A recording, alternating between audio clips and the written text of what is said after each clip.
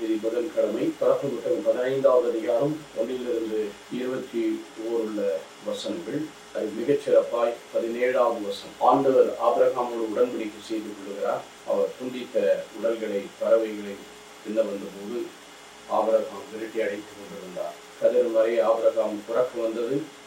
அச்சுறுத்தும் இந்த காரில் நடந்தது. 17வது வசனம்.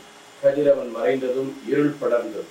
அப்பொழுது புகைந்து கொண்டிருந்த தீச்சட்டி ஒன்று, புகைந்து கொண்டிருந்த தீப்பந்தம் ஒன்று அந்த கூறுகளிலேயே சென்றது. அன்றே ஆண்டவர் ஆபிரகாமோடு உடன்படிக்கை செய்து கொண்டார். எனக்கு அருமையானவர்களே, ஆண்டவரோடு ஆபிரகாமோடு உடன்படிக்கை செய்து அவருக்கு பரிசும் கிடையுமாக இதோ அவர் நீதியாக எண்ணப்பட்டதினாலே அதற்கு அடையாளமாக துண்டிக்கப்பட்ட மிருகங்கள் பறவைகள் மத்தியிலே அவர் தூங்கி அந்த உடன்படிக்கையை ஆண்டவர் செய்து கொடுத்தார். உண்மையிலே ஆண்டவர் வாக்கு மாறாதவர். அவர் சொன்னது நாட்டை எல்லாவற்றையும் அவர்களுக்கு கொடுப்பதாக வாக்களித்தபடி அவர் எல்லாவற்றையும் செய்து முடிக்கின்றார்.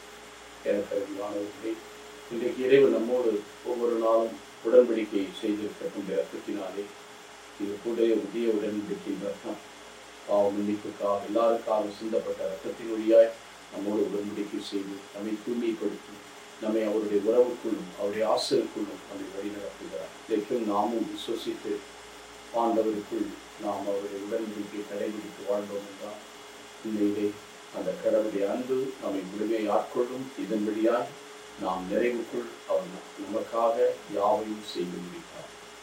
எங்களை வழிநடத்தும் நல்ல ஆண்டவரை, நீர் ஆபிரகாமோடு உடன்படிக்கை செய்ததை அவர் உறங்கிக் கொண்டிருந்த போது அவர் மத்தியில் தீச்சட்டி தீ நெருப்பு ஒன்று கடந்து சென்று அதை அங்கீகரித்திருக்கிறார். இந்த என்னுடைய வாழ்வில் இந்த ரத்தத்தினாலும் இந்த உணவினாலும் அங்கீகரித்து எங்களை ஆசீர்வதித்து தொடர்ந்து ஒரு கரங்களை வைத்து மறைத்துக் கொள்ள